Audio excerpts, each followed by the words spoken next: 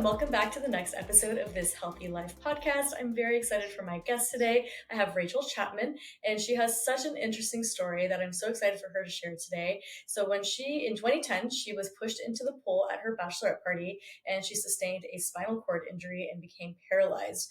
And so she's been able to grow from that injury. She's a mom, a wife, she's a disability advocate, and she's also an adapted surfer, and she's here to share her journey and how she's been healing and recovering. So Rachel, welcome. So happy to have you here today. I've been Thank following you on you. Instagram for so long and just so amazed by your story that I was like, all right, I got to talk to you. I got to have you on the podcast and share your journey and story and kind of just what it's like to live with a spinal cord injury. So thank you so much for taking the time to join us today. Absolutely. I'm excited. Yeah, awesome. So I'd love for you to start with an introduction about yourself, share a little bit about your story and how you got to where you are today. Yeah, so I'm originally from Virginia Beach, so I've always been a beach girl. When I was 18, so I graduated, I went off to college. I went to North Carolina, so I went to East Carolina University, and that is where I met my now husband. We were actually at a Halloween party. I admittedly don't remember much about it, but that's the night I met him. uh, it was college, what can I say? Yeah.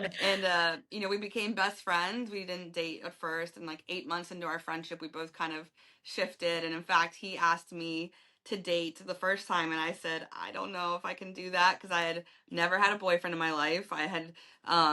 He was my best friend, so I'm like making all these checklists of reasons this is a bad idea. And the worst idea is that we were actually temporary roommates with another best friend of ours. So it was like we were living together, best friends, never dated. I was like, this is a Mhm. disaster waiting to happen if I say yes. And then a week later, I was like, that was probably the wrong choice. I do want to date him. So I told him I changed my mind and we became boyfriend, girlfriend. And after college, he proposed in a really, really sweet way at a restaurant in front of our whole family.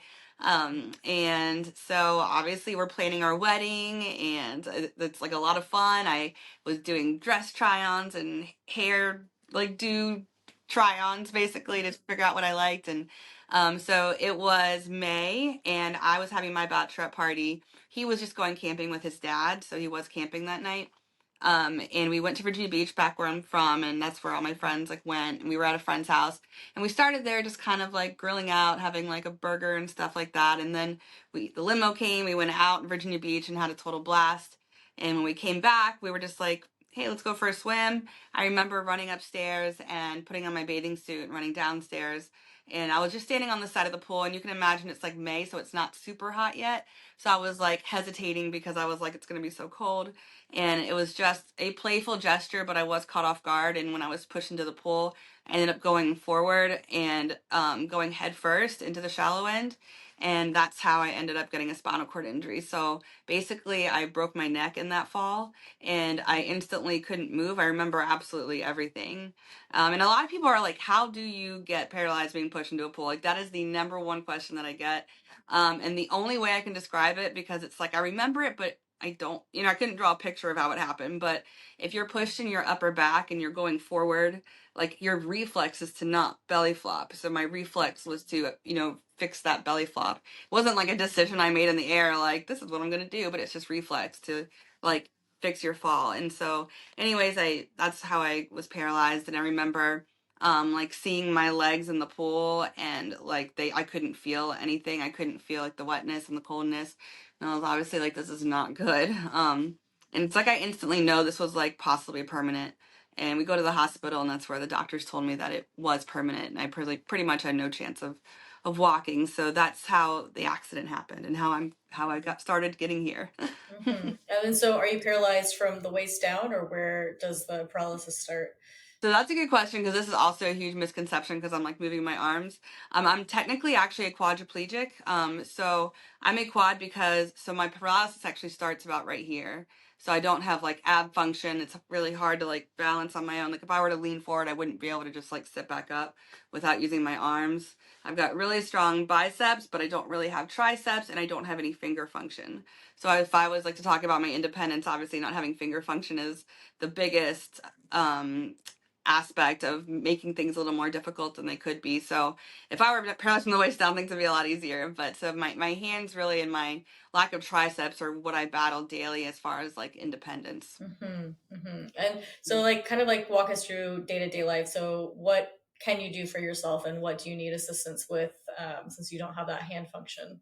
Yeah, so there's a lot of things that I can do that I get help for only because of time. So like if I like let's say I was like I'm gonna be totally independent, I'm gonna get up by myself every day and get in bed every single day, it would take me a couple hours to get up and then I'd be like up and then when it was bedtime it would take me like an hour or so to get in bed. So like while it's possible, it's just not realistic to do that every day because I have a life to live. So so I do get help getting up and getting dressed because again like I've done it, but like putting pants on, imagine doing that without hand function. I have to like put my wrist in and pull them up. But the things that are pretty easy is that if I get help into the shower, I can shower on my own. I can obviously feed myself. I could get my daughter dressed. We'll get to her, I'm sure, in a minute. But like, I have a daughter now. When she was 2, I could like get her dressed, and I can drive. Let's see what else. I do have like a special like little power wheel that goes on the back of my chair because without triceps and hand function, it's really hard to get up like ramps and sit or any kind of incline really. So I use that power wheel, and with that, I'm pretty independent in this wheelchair. I can cook, but I don't cook because I already couldn't cook before I was there. I remember I was in rehab, and they were like, they have like this special kitchen, and it's like today's cooking day, and I'm like, Mhm. you guys are wasting your time. Like I know people are like.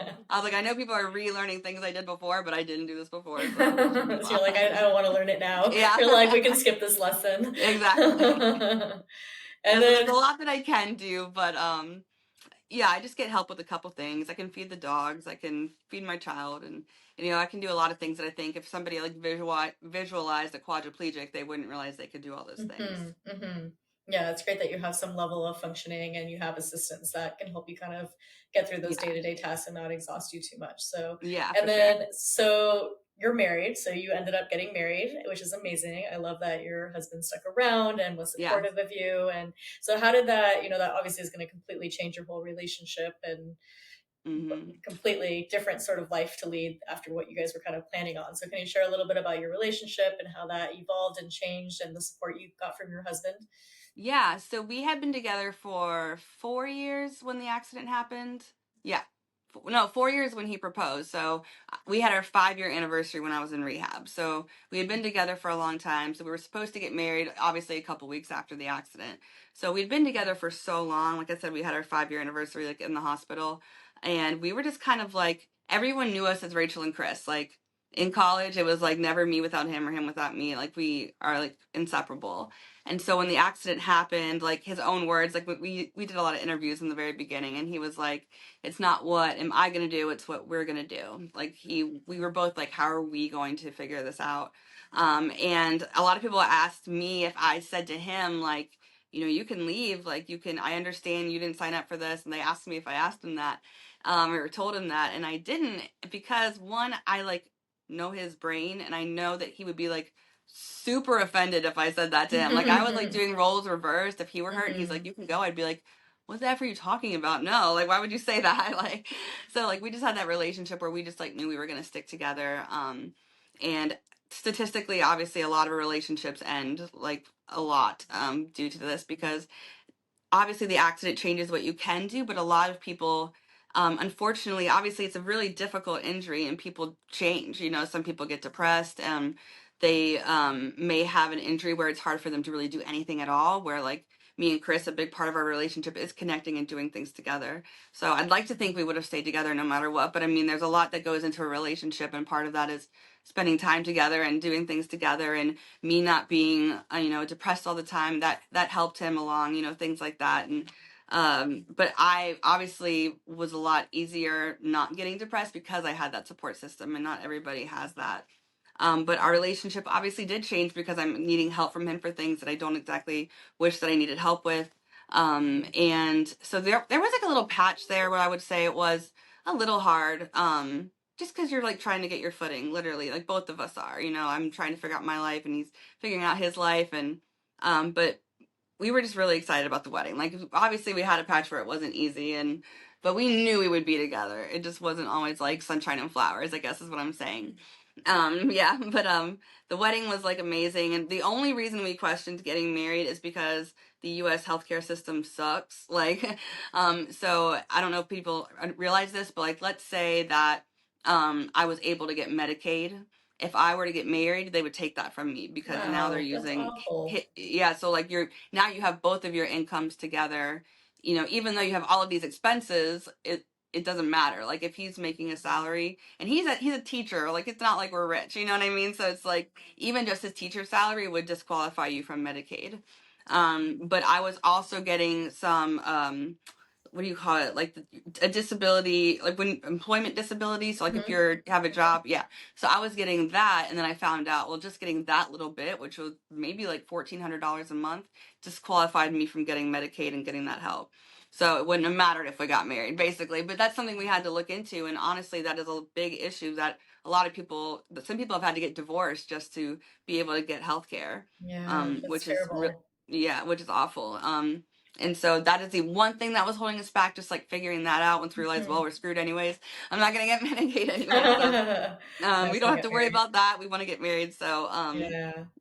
but it was a beautiful wedding. And it was crazy because like the first wedding, I love my grandma, but my grandma was paying for it. And so she was Mhm. like making all of these decisions. and, and I was like, I don't know if I like that or want those people there, you know, things like that. And then the second wedding was like literally just us, me and Chris, and it was really special because I was on the Today Show, and so my story went viral, and this company called 1-800 Registry at the time paid for the whole wedding, like let me do whatever I Wow. wanted. They sent us to Oh, Fiji that's for our amazing. honeymoon. Yeah, Very and cool. so yeah, it's been amazing. Awesome. And then, so you're a mom also. So I'd love for you to share a little bit about your journey. I believe you used a surrogate. Is that right? I did. To bring your child in, and you want to have another baby too, which I've seen Yeah. post about, which is really cool. So tell me a little bit about, obviously having a baby and chasing a toddler around. That's obviously going to be very different when you're in a wheelchair, and you have your husband, you have great support. But can you share a little bit hmm about your journey with motherhood after your injury as well?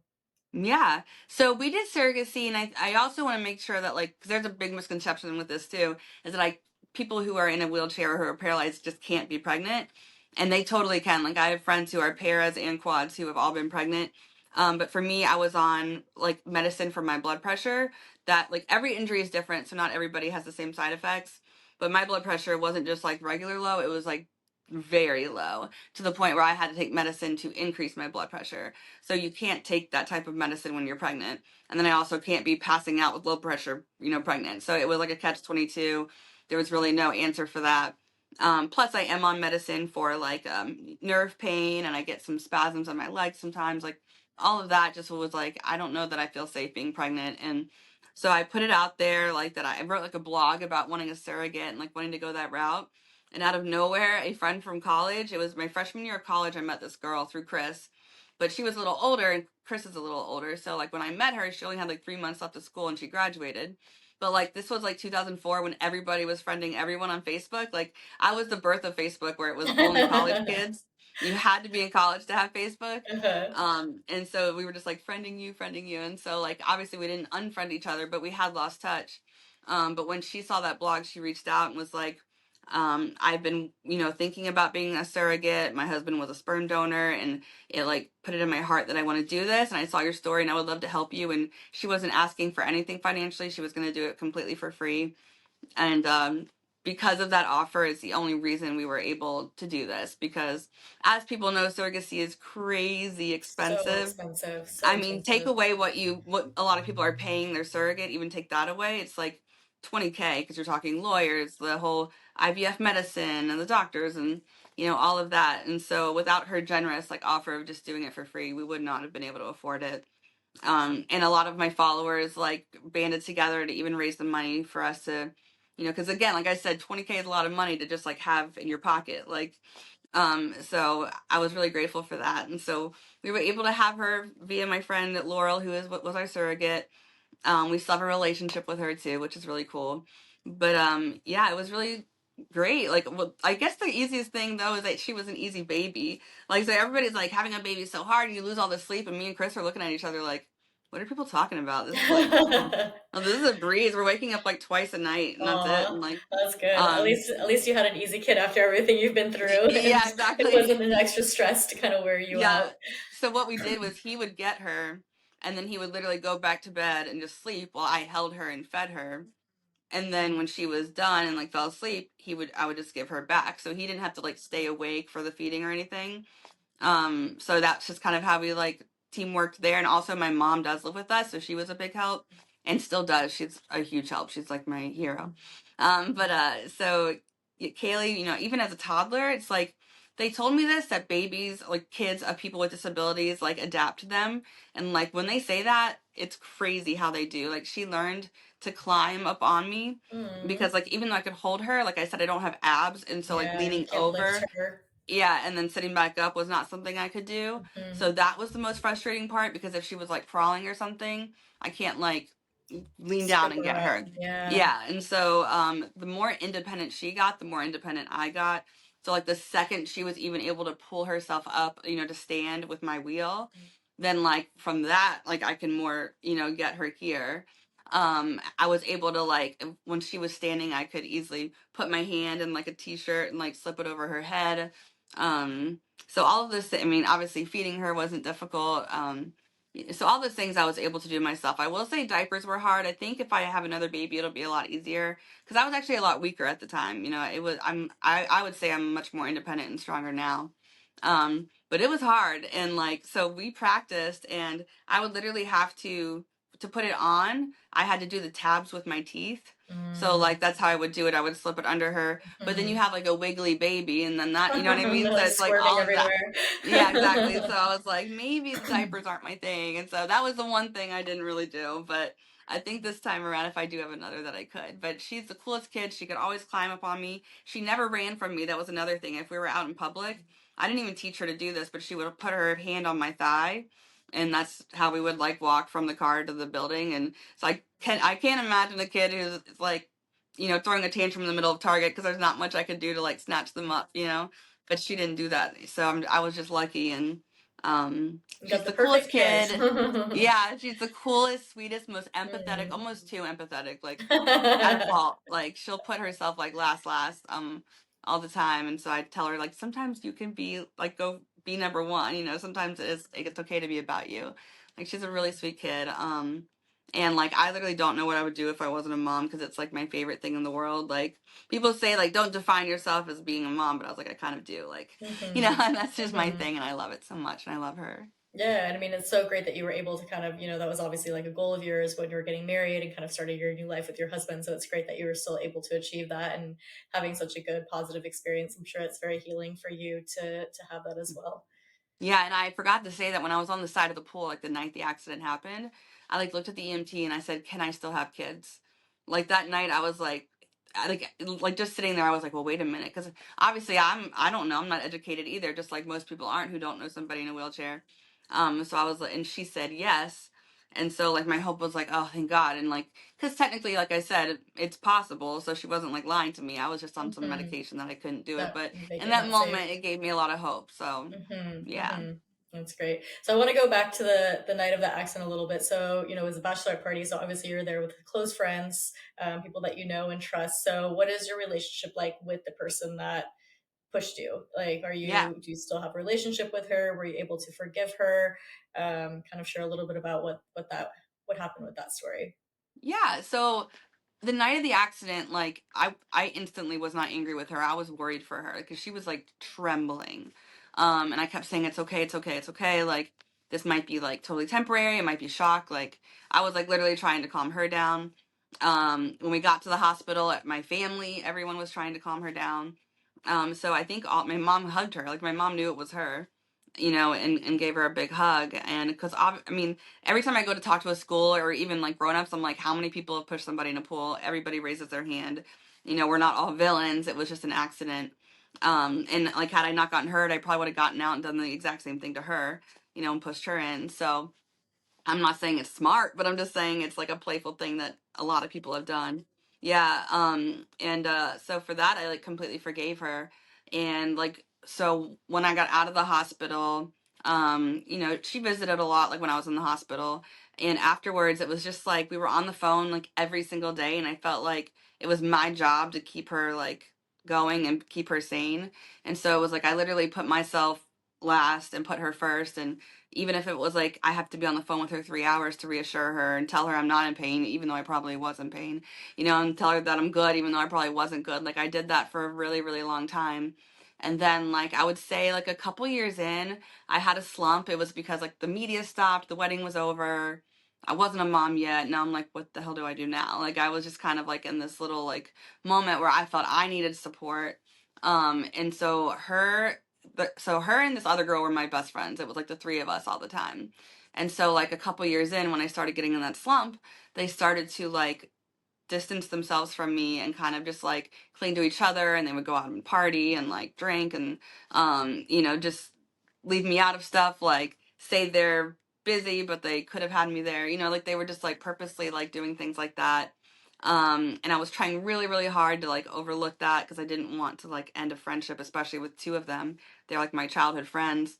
But then like some things were said, and when I say I was in a slump though, I don't want it to sound like I was like hard to be around or depressed. I literally just wanted to like go out and like hang with my girls. Like I didn't want to Mm-hmm. talk about it or like Mm-hmm. You cry want to on just anyone's have shoulder. some normalcy Yeah, I just again. wanted to Like, get out of the house and like do mm-hmm. some normal stuff. Like I wasn't like this like wet blanket like sad depressed person to be around. I was just like I'm bored. Like I want my friends to come here and us go out.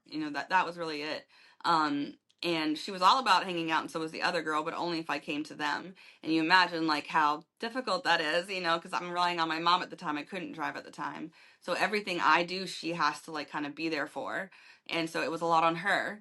And to me, it would have been nice to have a little bit of empathy for the situation that my mom is in and take something off her, you know. And again, it was an accident, but I guess if I'm putting myself in her shoes, I wouldn't want to, like, if there was a way that I could take some stress off somebody and it was simple as just like driving to them, I feel like I would have done that. But I guess like there was like a nail in the coffin when we had a conversation one time, and like finances came up, and I don't know why, but we were struggling because obviously I'm not working. I've lost my health insurance. I'm paying $600 a month for health insurance. On my end, nothing's coming in. He's a teacher, and we were struggling. And she said, "Well, the reason you guys are struggling is because your husband chose to be a teacher. Like that's on him. Like Wow.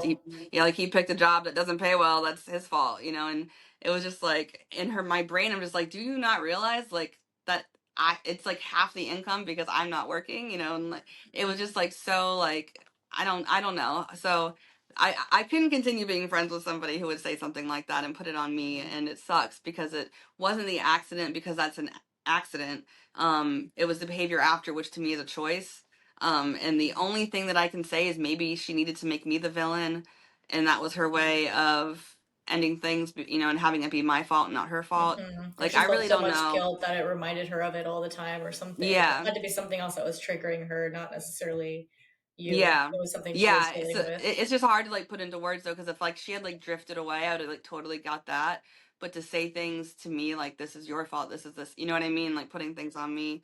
I don't, she didn't have to say those things on the way out the door, So that made it really difficult. And like I missed like doing like talks like the first like 3-4 years when we were friends, where I could tell people we are still friends, and like I forgave her, like because I loved being able to say that, because it wasn't the accident that did it. It was just the behavior afterwards, which sucks. And I would say like if somebody asked me like at the time, like that to me was more painful than the accident, because like they were my best friends, and as you know, and like everyone knows, like the childhood friends are not the same as like friends you meet like when you're 30 and 40 years old. It's just not the same, and you'll never get that childhood friend thing back. And so that is something that affected me like almost more than like the accident itself. Yeah, I'm sorry to hear that. Yeah. And But I do then, have like a lot of good friends now. yeah, sounds like you have a really good support system. You have an Yeah, amazing like husband. You have your family, and you have good friends that hmm appreciate you and are supportive of you where you're at in your life now, and that's super helpful as well. exactly. It's not like toxic and immature anymore, and Hmm. I have good people in my life. So Hmm. yeah. Yeah, I feel like that's just something that happens with like everyone. I mean, even me when I had Lyme disease, I lost like so many people that I thought were like good Yeah. friends, right? And like I don't know if it was just that they couldn't deal with like my illness, or they thought I was like not being like really like honest about it, even though I was really sick, and just trying to be normal, like kind of like what you were saying, right? Yeah. Just like wanting to feel normal, wanting to have these glimpses of like normality and being with your friends, just to kind of give you that hope to keep going. So I think it's something that when people deal with like disabilities or chronic illness, it's something that unfortunately happens a lot more often than people talk about. Yeah, I mean, even my mom lost friends. It's like nothing happened to Mhm. her. Like Mhm. her kid got hurt. And obviously she had to do a lot for me, but like she didn't like change and she wanted to hang out with her Mhm. friends and her friends, some of her friends Yeah. bounced on her. It's crazy, but the people that do stick with you are like The you people know that that they matter. like are your people. Yeah. Exactly. Absolutely. And then, so I hmm want to shift gears a little bit. So you do adaptive sports, so particularly surfing. And hmm I know you mentioned that you said you feel like you're a lot stronger now than obviously after your injury. And, as time has gone on, you've been able to like learn to use your arms and things like that more. So I'd love to hear kind of like what your workout or exercise routine is and how you're able to kind of move and do sports despite, Yeah. being in a chair. Yeah, so the first sport that I got into was wheelchair rugby, Mm-hmm. actually. And so before I was hurt, I was a Parks and Recreation major at ECU. And my husband says I got a BS in recess, which is pretty awesome. So he's kind of right, but whatever. So one of the classes though was inclusive recreation, and like I said, I wasn't hurt. Like this is before my accident. And so like we like learned about adapted sports and like I volunteered at like adapted sports day at ECU and like got into like a tennis wheelchair and all these things like before I was ever hurt. And one of the movies we watched was called Murder Ball, and it is about the Paralympic wheelchair rugby team. And I highly recommend people watch it. It is like the best documentary. And so to play wheelchair rugby, you actually have to be a quad. You can't be a para. You have to have some form of impairment in all four limbs. So that's what makes a quad. It's not like all the way the neck down. It's so like I said earlier, my hands and triceps are affected. And so you have to be a quad to play, and literally it's like chairs that have like a metal thing in the front, and we Mm-hmm. like run into each other, like, and you got people like falling, like their whole chair falls down over there, and then like people crashing into each other over there. Like, it's a really, really great movie and a really great sport. But because of like watching that movie in college before I was hurt, like the night I was hurt, I was like, I can still do those things. Like, and I was so grateful for that class and that movie because I was like, I need to find a wheelchair rugby team because I was always competitive, always athletic, and like luckily like the Raleigh team was like 10 minutes from my house, and so yeah, I started playing rugby, and that was really fun. I tried hand cycling. I've done adaptive water skiing. Um, the one thing I'm not super into, like I tried to be, but was like adapted tennis because I played tennis for like 20 years, and so like it's almost harder to play something that you've played before because then you're like comparing it. You know what I mean? Like that one's a little hard for me, but I try because you literally have to like tape the racket to my hand because I can't hold on to it. So there's that. But like you said, I gotten really into adapted surfing. In the adapted surfing world, there's like 1,000 different divisions because you have people with vision issues in one division, like people with amputations in another division. Like there's so many different ones, but I'm in the what's called prone assist. So I surf on my stomach and all I have is a pusher and a catcher. So like the pusher like kind of helps you get into the wave since paddling is difficult. And then once you're in the wave, it's like up to you to like do as many turns as you can, stay on the wave, stay balanced. And then when you like inevitably fall off at the end, somebody's there to get you. So I, for the first time, surfed in the US Open, which was in California a few weeks ago. And I had never surfed in California in my life, able-bodied or paralyzed, and so Hmm. those waves are very different than the East Coast. Yeah.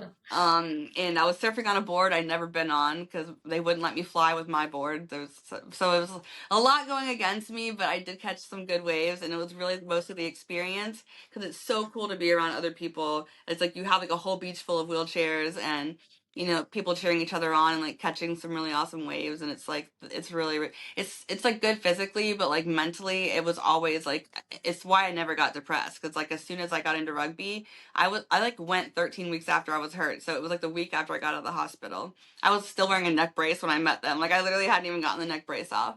And so you have people to like, like see them be independent. Like they're 10 years into their injury and they're fine, and so it was always good mentally. But in general, like my workout routine, I obviously get strong just pushing all day long. And I do some like adapted CrossFit as well. And so I have like a guy who he had a brain injury and he like already owned a CrossFit gym and he like overcame a lot. And so he teaches adapted athletes CrossFit. Hmm. And so that keeps me pretty strong too. So Awesome. yeah. Very cool. And then, so I want to touch a little bit. You said after 13 weeks, you're already kind of getting back into rugby and things like that, which I mean, to me, that's fascinating that Yeah. that quickly after such a life changing, debilitating injury, you're already kind of starting to play like rugby, which is not a That's not gentle normal. sport, Yeah, I know right? it's not normal. So, can you talk a little bit about kind of what happened after the injury and like what the rehab was like and what you had to kind of do to get yourself, to be somewhat independent again and get yourself mobile again? Yeah, so when you have rehab, like right after you're hurt, I was in ICU for like 10 days, which is like nothing. I honestly should have been in there longer. Like I literally just broke my neck. um, and I feel like people like would have longer to recover of breaking their arm, like before they play baseball, but I was only in ICU for like 10 days, go off to rehab, and I was very weak, like very, very weak. So I mean, you start learning just to sit on the edge of the bed by yourself, put your arms behind you and lock them out. And I remember my arms would just literally like be like this. They would be shaking behind me. They were twigs. Like if people look at a video before me, like of me before, like back in rehab, I was like 90 pounds. I didn't have a lot of muscle. And it sucks that the rehab you get is only in the time where you're the most weakest. Like insurance won't cover it later when you like could really use your muscles and like learn how to do things. But my main goal was transferring. So I have what's called like a transfer board. It's like a long wooden board, and you kind of stick it under your thigh, and you scooch on it, and then you scooch over to wherever you're transferring from. And without triceps and without hand function, it's like very difficult. But that was like my number one goal. And what sucks about like rehab is sometimes they assume like, oh, they're a quad, they're going to be in a power chair, they're not going to transfer, and they don't even work on that stuff. So like I had to like advocate and like say, I'm not going to be in a power chair, I want a manual chair. And I want to learn to transfer. Like I really had to like say those things. And at the time I was improving on the transfer, but again, I was so weak. Like I didn't figure out in rehab, but I got like the tips and tricks, I guess. So like as I got stronger, I figured it out on my own. And I really believe that if I was not in a manual wheelchair, like pushing around, I wouldn't be anywhere as independent as I am. Just because it makes you more independent and stronger. But some people obviously they can't. You need a power chair, but like they just shouldn't assume like, oh, they're a quad, they need a power chair, because plenty of quads use manual chairs.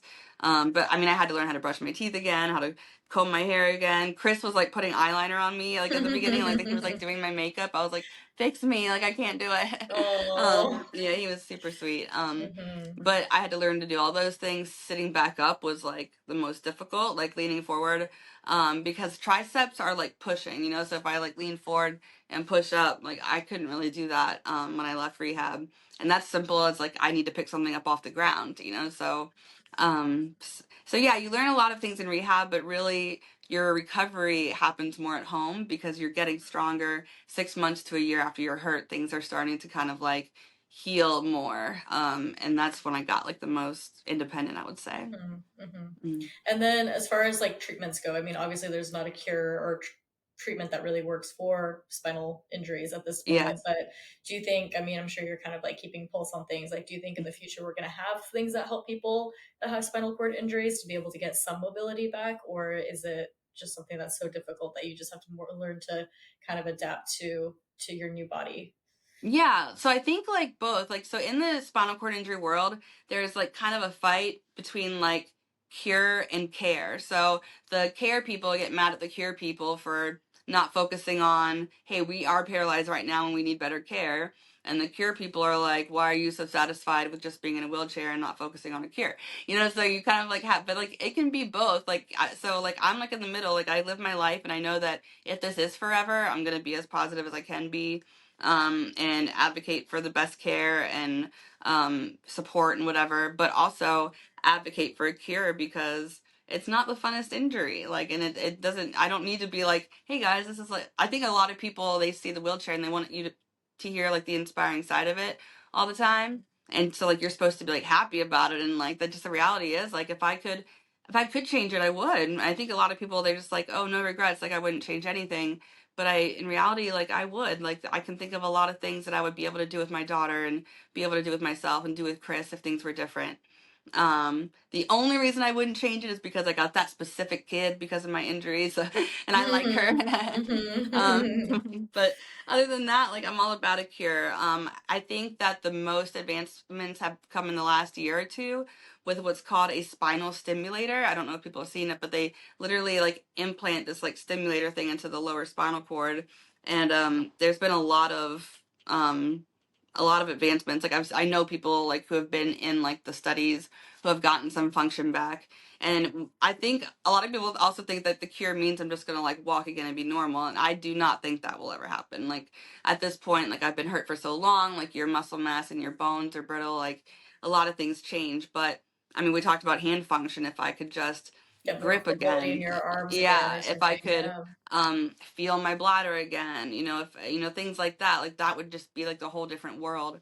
So I do think that's possible. And I'm hoping that will be more advanced I as hope the so time too. comes. Yeah, I hope so Yeah. too. And then, so as we wrap up here, I want to ask, I mean, obviously you've been dealing with this since 2010, which is a really long time, and Hmm. you've been through a lot, and you have such a positive attitude, which I love, and all the work that you do to kind of help others and share your story. So, if someone, just currently or just recently has a spinal cord injury and finds himself in the same position as you, what is kind of like one or two pieces of core advice you give them at the beginning of their journey to kind of Hmm. give them hope and feel better? I mean, what I say, because a lot of people do reach out because they've heard maybe like a therapist told them my story and to follow me or something. And I get a lot of messages. And my main thing is like, I promise it gets easier. Like it really does. Because, like I said, the function I had in rehab 3 months in and the function I have now is totally different. um, and you learn to adapt and you figure stuff out. Like I hold a pizza a certain way and I write a certain way, like all that stuff I figured out. And it is hard, like it's not easy and it does kind of suck sometimes, but it will get easier and you will be okay. You can have a family, you can play sports, like all those things that I think people who have not been exposed to this at all think that's just not possible for them. And so that would be my advice, that it is possible and to keep fighting and keep trying and keep working out and don't just stay at home and do nothing. Hmm. So yeah, that would Yeah, I be think my it's really advice. important to kind of keep moving and move what you Hmm. can move. And like you said, you like have a lot more mobility because you've kind of rehabbed that. And so that gives you a little bit more independence and more freedom as well. Yeah, totally.